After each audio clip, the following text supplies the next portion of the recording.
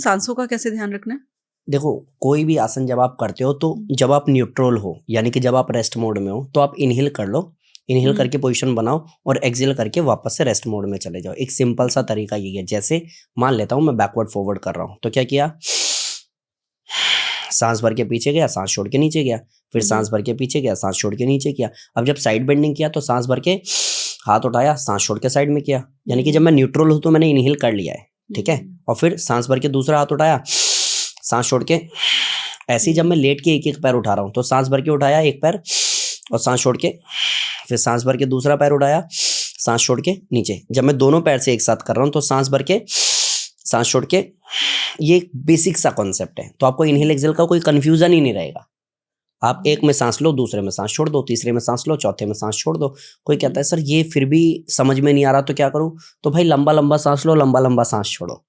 आप आसन कोई सा भी करो, चाहे सूर्य नमस्कार करो, लंबा लंबा सांस लो, लंबा लंबा सांस छोड़ो, तो भी आपकी ब्रीदिंग टेक्निक सही है, वो कोई प्रॉब्लम नहीं है। कहोगे ऐसा कहीं नहीं लिखा, ऐसा मेरा रिजल्ट बता रहा है क्योंकि मैंने कराया है।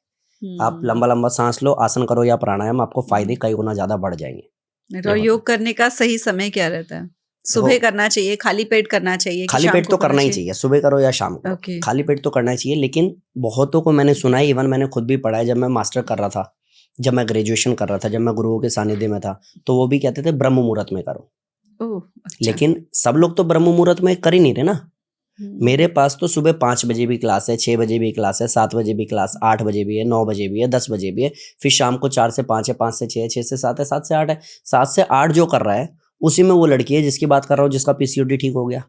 उसी में वो लड़की है जो ओवरवेट थी और उसका वेट लॉस हुआ, बाद में उसकी शादी हो गई। तो इस 7 से 8 वालों को फायदा कैसे हो गया? कायदे से तो होना ब्रह्म मुहूर्त में चाहिए था। दैट मीन्स कि इवनिंग में भी अगर आप ईमानदारी से कर रहे हो और खाली पेट कर रहे हो तो फायदा आपको तब भी होता है। और ये जो मैं आपको बताता हूँ, ये बुक्स में मैंने नहीं पढ़ा है, लेकिन पिछले 13 साल में मैंने लोगों में देखा है। तो अगर 7 to 8 रिजल्ट नहीं आता तो 7 to 8 में भीड़ नहीं होती।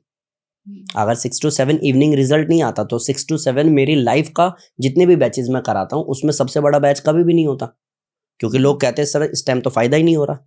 लेकिन पीसीओडी भी ठीक हो रहा है, थायराइड भी ठीक हो रहा है, हार्मोन्स भी बैलेंस हो रहे हैं, डार्क सर्कल भी खत्म हो रहा है, चश्मा भी उतर रहा है, बाल भी काले हो रहे हैं शाम में क्लास करने के बाद भी। तो आप शाम में भी कर सकते हो, बशर्ते आप खाली पेट करना।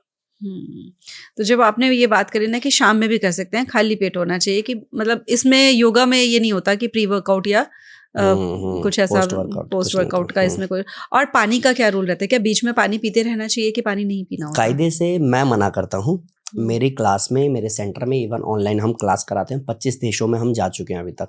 लेकिन मैं सबको यही कहता हूँ कि पानी लेकर के मत बैठना। कहते नहीं सर प्री वर्कआउट तो चलता है ना, पोस्ट वर्कआउट तो चलता है ना, जिम में तो करते हैं ना, रैप मारने से पहले भी, और जब वर्कआउट करते हुए थक जाते हैं तो भी। तो मैंने कहा यार देखो, हम जब भस्त्रिका करते हैं ना, सांस भर के हाथ उठाना है, सांस छोड़ के नीचे लाना है, तो ये एनर्जी बूस्टर ही है, ये एनर्जी बूस्ट कर रहा है आपकी। तो आपको अलग से इनटेक करना नहीं। और जो कहते हैं कि सर गला सूख जाता है तो पानी तो पीना पड़ेगा, तो एक प्राणायाम है उज्जयी प्राणायाम, जिसमें गले से इनहेल करना होता है। तो जब भी आप सूर्य नमस्कार करते हो, जब भी आप साइड बेंडिंग करते हो, जब आप कोबरा पोज करते हो, जब आप धनुरासन करते हो, जब आप प्राणायाम करते हो, तो गला जब सूखता है दैट मीन्स कि आप उज्जयी प्राणायाम ना चाहते हुए भी कर ले रहे हो, वो आपका अच्छा इंडिकेशन है। उसमें भी आप पानी क्यों ले रहे हो? तो आपको जरूरत नहीं पड़ती।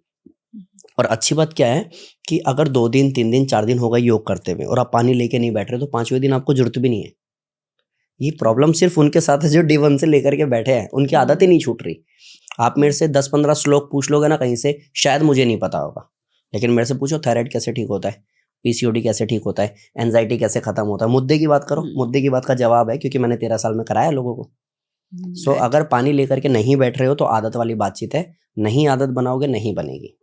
और अगर आदत बनाओगे तो हर कार्डियो एक्सरसाइज स्ट्रेचिंग के बाद में पानी पीने का मन करेगा, क्योंकि गला सूखता है, जो कि मेरी नज़र में मैं सही नहीं मानता। और अगर मेरा कोई स्टूडेंट जाकर के ऐसा पानी पीता है ना, तो सब उसको ऐसे देखते हैं, पानी तो हमने लगा ही रखा है, कोई नया होता है चला जाता तो लोग ऐसे देखते हैं, अरे ये क्यों जा रहा है, क्योंकि कोई नहीं जा रहा, तो सबको लगता है ये कैसे, मतलब। लेकिन हम नए को ओवर पुश नहीं करते, 1 दिन 2 दिन में वो खुद भी समझ जाता है, जब कोई नहीं पी रहा तो मुझे भी नहीं पीना। और अगर आप नहीं पीते हो, आदत बना लेते हो अच्छी, तो अच्छी आदत चलेगी लंबी। पानी नहीं पीना, पानी अवॉइड करना जितना हो सके।